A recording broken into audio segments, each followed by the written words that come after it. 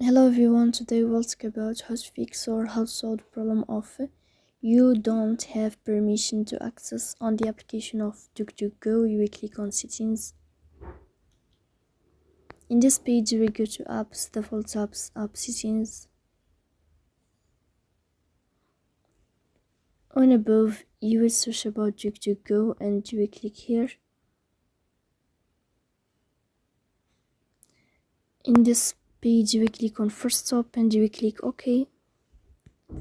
Here we'll enter to the window of storage. Then we click on clear cache, but pay attention, don't click clear data because that can delete your account.